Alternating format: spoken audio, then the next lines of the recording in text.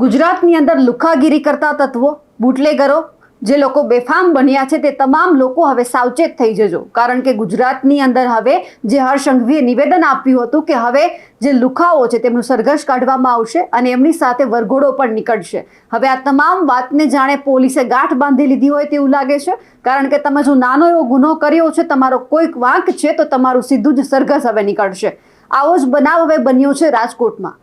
નમસ્કાર, નિર્ભય ન્યૂઝ સાથે હું છું રિદ્ધિ.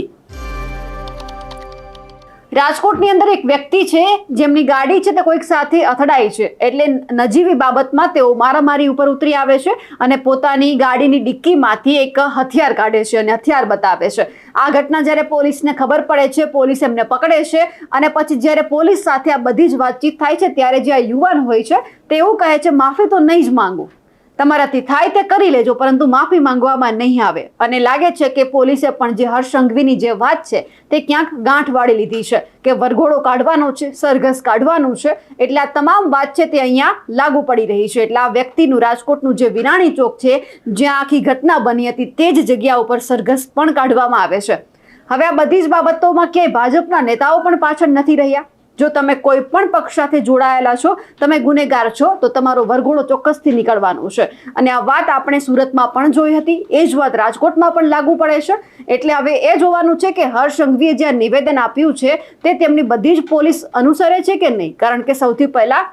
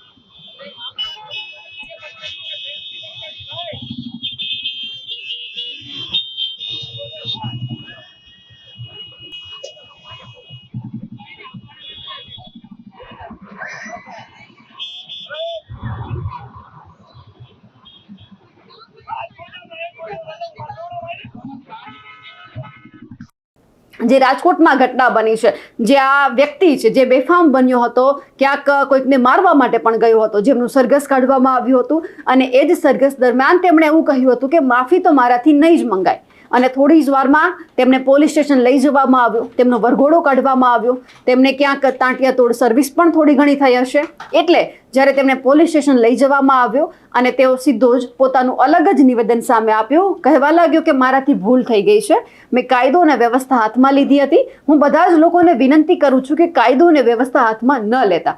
એટલે અહીંયા હવે જે વાત લાગુ પાડવામાં આવી છે પોલીસને કે કોઈ પણ ગુનેગાર છે, કોઈ કંઈ ગુનો કર્યો છે, અસામાજિક તત્વો છે, આવારા તત્વો છે, બુટલેગરો છે, તમામ લોકો ઉપર પોલીસની હવે સારી પકડ હોવી જોઈએ અને એ જ કામગીરી પોલીસ કરી રહી છે.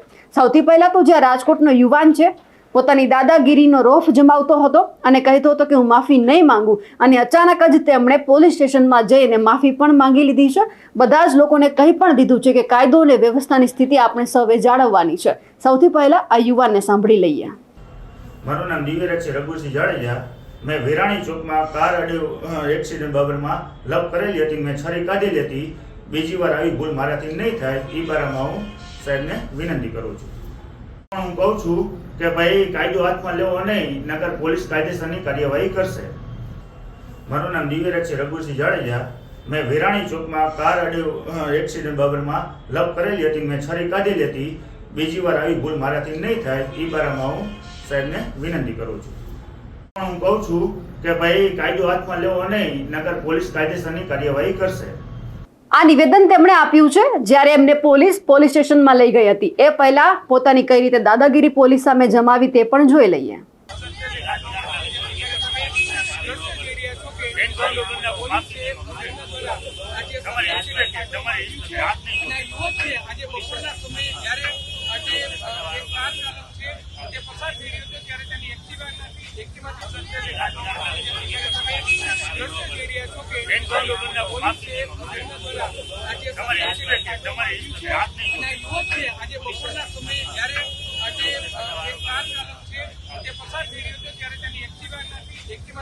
આ ઘટના જોઈને હવે એવું લાગે છે કે હવે ગુજરાતના તમામ અસામાજિક તત્વો, આવારા તત્વોએ સમજી જવાની જરૂર છે કે તમે જો નાનો એવો પણ ગુનો કરશો તો તમારું જાહેરમાં ફુલેકું નીકળશે, સરઘસ નીકળશે, વરઘોડો નીકળશે અને તમારે બધાની સામે નીચું જોઈને પણ ચાલવું પડશે. કારણ કે હવે લાગે છે કે હર્ષ સંઘવી છે એક્શન મોડમાં આવી ગયા છે અને જેમણે પોતાનું નિવેદન આપ્યું છે તેમના ઉપર તેઓ લાગુ પણ આ પોતાની પોલીસને કહે છે કે લાગુ કરવાનું છે. કોઈ પણ વ્યક્તિ હોય કોઈને છોડવાનો નથી. એ પછી કોઈ પણ પક્ષ સાથે જોડાયેલો હોય, ભાજપનો કાર્યકર્તા પણ કેમ ના હોય, એમને આપણે સજા કરવાની છે, જેથી કરી બીજી વખત આ લોકો આવું કોઈ પગલું ન ભરે અને આમને જોઈને બીજા લોકો છે તે કોઈ આવું પગલું ભરવા માટે પણ પ્રેરાય નહીં.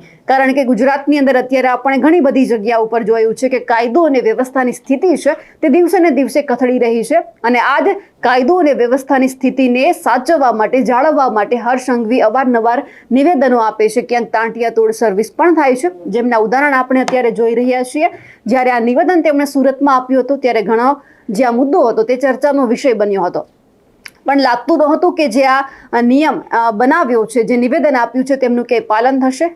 પણ જેવું આ નિવેદન આપ્યું અને પાલન કરવાનું તેમની જે પોલીસ છે તેમણે શરૂ કરી દીધું. કારણ કે જેવું નિવેદન આપ્યું એ પછી અનેક લોકોના વરઘોડા નીકળ્યા. વડોદરા હોય, સુરત હોય, રાજકોટ હોય, આપણે બધી જ ઘટના જોઈ છે કે તમે કોઈ નાનો ગુનો કર્યો છે તો તમારો વરઘોડો ચોક્કસથી નીકળવાનો છે. એટલે પહેલી વખત આપને ક્યાંક એવું લાગે છે કે હર્ષ સંઘવીએ જે નિવેદન આપ્યું તે પોલીસ અનુસરી રહી છે અને પોલીસની જે આ કામગીરી છે તે કાબિલિયત તારીફ છે. અમારા અહેવાલને લઈને આપનું શું કહેવું છે કમેન્ટ કરીને ચોક્કસથી જણાવજો. સાથે જ અમારી નિર્ભય ન્યૂઝ ચેનલને લાઇક, શેર અને સબસ્ક્રાઇબ કરવાનું ભૂલશો નહીં. નમસ્કાર.